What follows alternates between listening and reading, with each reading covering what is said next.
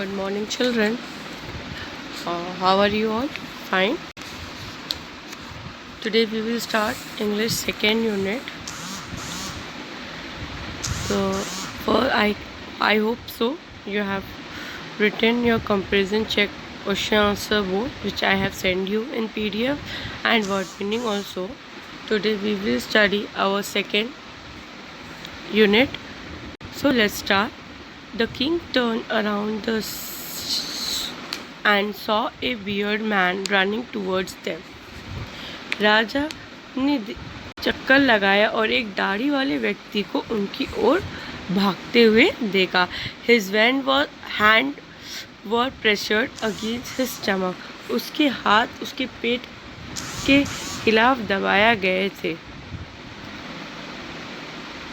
From which blood was flowing, जिसमें से खून बह रहा था. When he reached to the king, he fainted and fell to the ground. जब वह राजा के पास पहुंचा तो वह बेहोश हो गया और जमीन पर गिर गया.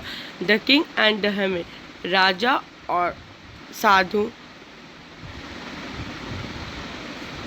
removed the hand cloth and found a large wound in his stomach. राजा और साधु ने जब उस आदमी के कपड़े उतार दिए और उसके पेट में एक बड़ा सा घाव पाया. The king washed and covered it with his handkerchief. राजा ने उसे अपने रुमाल से धोया और ढक दिया. But the blood was not flowing. लेकिन खून बहना बंद नहीं हुआ. The king redressed the wound until the bleed stopped. राजा ने घाव को फिर से तैयार किया जब तक कि खून बहना बंद न हो जाए. The man felt and asked for something to drink. आदमी ने बेहतर महसूस किया और पीने के लिए कुछ मांगा. The king brought fresh water and gave him. राजा ताजा पानी लेकर आए और उसे दे दिए. But this time the sun had set and the air was cool.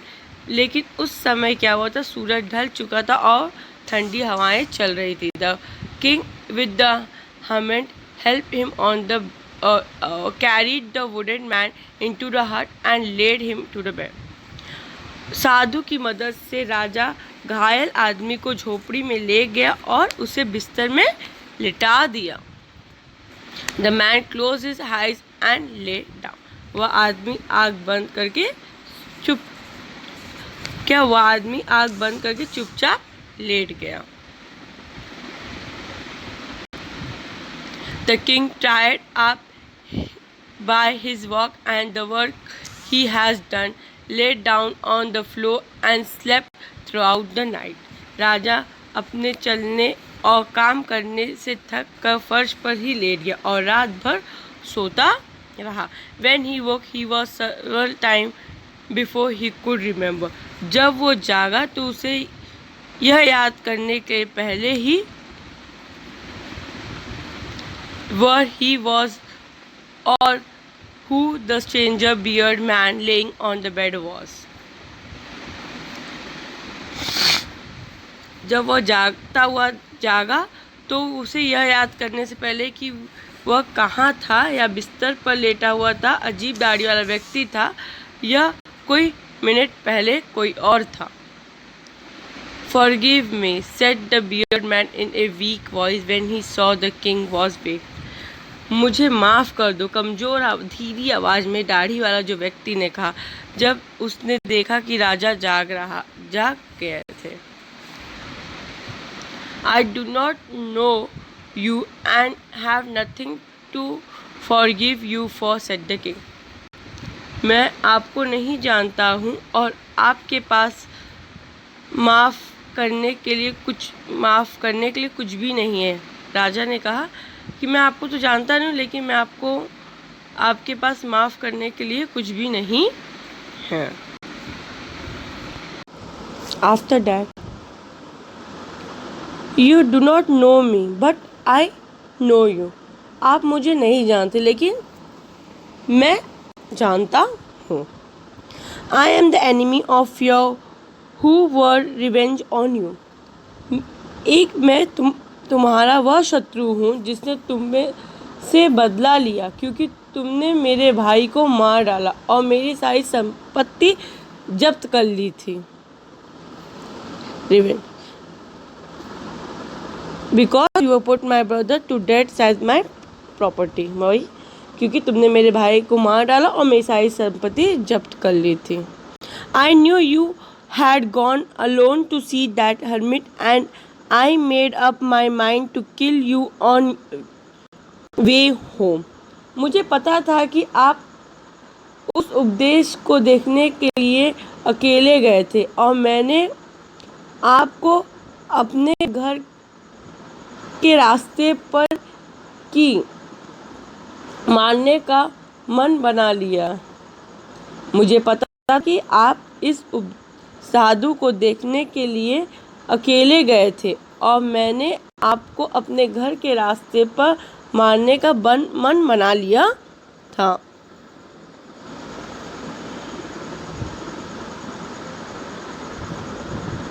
But the day passed and you did not return. लेकिन दिन बीत गए और आप वापस नहीं लौटे। So I left my hidden place and I came up to your bodyguard.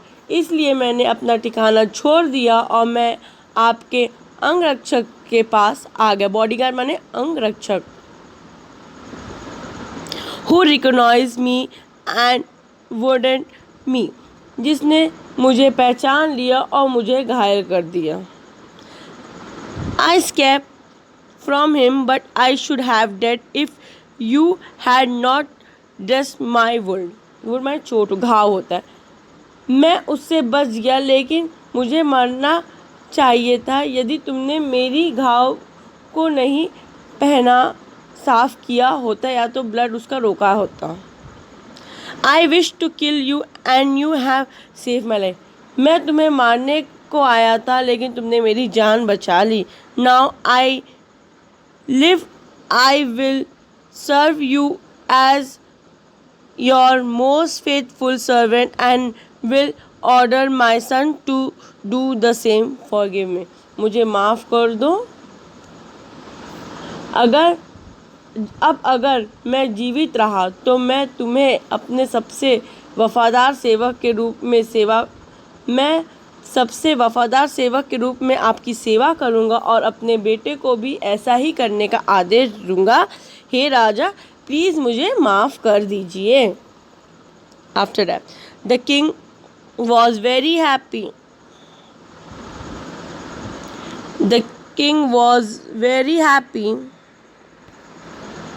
to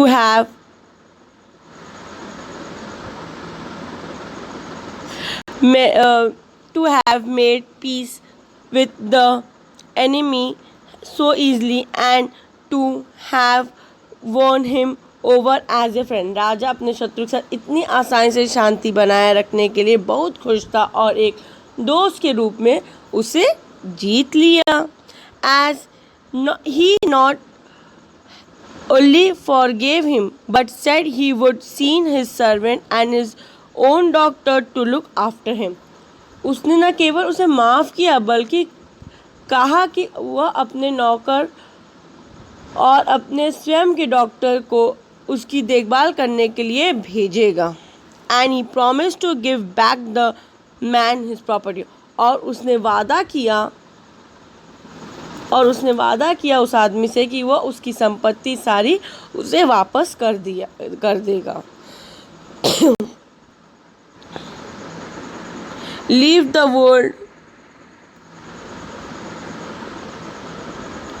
the king went out of the hut and look round for the hermit. घायल आदमी को छोड़कर राजा झोपड़ी के बाहर गया और उसने साधु के लिए गोल देखा। सब गोल दिखा उसे। Before going away he wish once more to get answer of this question.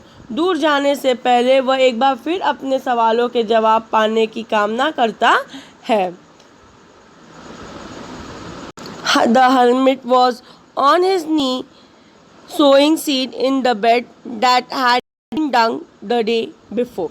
Hermit अपने घुटनों पर बिस्तर में बीज बो रहा था जो एक दिन पहले खोदा गया था, माने गड्ढे में. The king went up to the hermit and said, "For the last time I beg you to answer my question, wise man."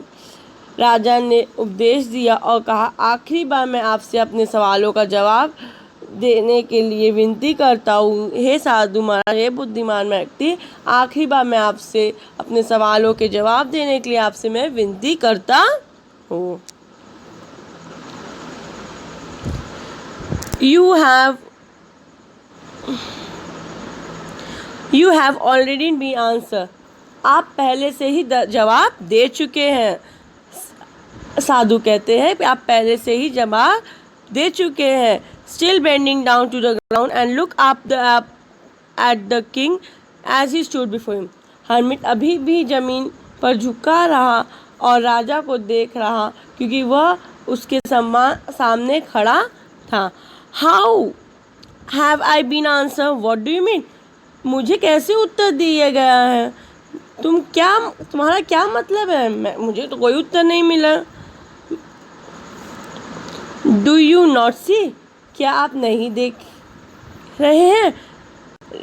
Replied the hermit. Hermit reply करता, if you not pit my weakness yesterday and had not dug his bed for me, you would have gone away. अगर आपने कल मेरी कमज़ोरी को काम नहीं किया होता और मेरे लिए ये बेड नहीं खोदे होते तो आप दूर हो जाते. And the man would have attacked you and would has wished you have stayed with me. तब उस आदमी ने तुम पर हमला किया होगा और तुमने कामना की होगी कि तुम मेरे साथ रहो. So the most important thing was when you were digging the bed. तो सबसे महत्वपूर्ण समय था जब वो आप बेड खोद रहे थे और मैं आपसे and I was the most important man and to do me good and good was your most important business. और मैं सबसे महत्वपूर्ण आदमी था और मुझे अच्छा करने के लिए आपका सबसे महत्वपूर्ण व्यवसाय था.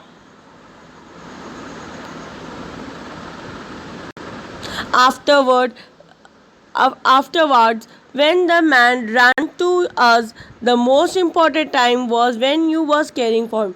बाद में जब वह आदमी हमारे पास गया, सबसे महत्वपूर्ण समय था जब आप उसकी देखभाल कर रहे थे, क्योंकि यदि आपने उसके घावों को नहीं साफ किया होता तो वह आपके साथ शांति बनाए बिना मार जाता. So he was the most important man and what you did to him was the most important business. इसीलिए वह सबसे महत्वपूर्ण व्यक्ति था और आपके लिए जो किया वह आपका सबसे महत्वपूर्ण काम था, माने व्यवसाय था. Remember then, there is only one time that the important and the time is now. फिर याद रखें, केवल एक समय है जो महत्वपूर्ण है और वह समय अभी है. It is the most important time because it is only the time we have any power to act. यह सबसे महत्वपूर्ण समय है क्योंकि यह एकमात्र समय है जब हमारे पास कार्य करने की शक्ति होती है. The most necessary person is the person you are with a particular moment. सबसे आवश्यक व्यक्ति वह व्यक्ति होता है जो आप किसी विशेष क्षण में होते हैं, क्योंकि कोई नहीं जानता कि भविष्य में क्या होगा और क्या हम सब किसी और से मिलेंगे. The most important business is to do the person good because we were sent into this world for the purpose alone.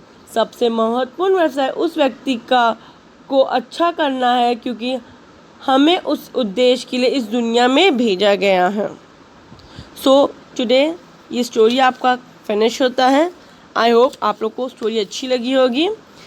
The 3 question, अंत में राजा को तीनों क्वेश्चन के जवाब मिलता है, कैसे उसने हेल्प किया और उस अपने दुश्मनों की हेल्प किया और उसने उसे माफ़ कर दिया. अगर कोई भी गलती आपसे होती है तो आपको माफ़ी मांग लेना चाहिए. The author of this story is Leo Tolstoy. Okay, I am sending you the PDF. मैं आपको PDF से इस चैप्टर की एक्सरसाइज भेजूँगी जो आपको अपने नोटबुक में करना है. पहले मैं आपको है कंपैरिजन, माने इसमें कंप्लीट सेंटेंस है, नीचे एग्जाम दिया गया है और उसी को फिल करना है ऊपर ऑप्शंस के साथ दिया गया. After that answer the following. Why was the king advise to go to the magician? In answer of the second question, who advise the people say would be important game? What suggestion were made in the answer to the third question? Question answer है जो आपको हम send कर देंगे. After that fill in the blanks हैं, phrases इसमें हैं, sentences के स्पीकिंग एंड राइटिंग है. सो वॉच आप लोग अपनी कॉपी में बुक में करेंगे और नोटबुक वर्क आप अपने नोटबुक में करेंगे. Thank you. Have a nice day.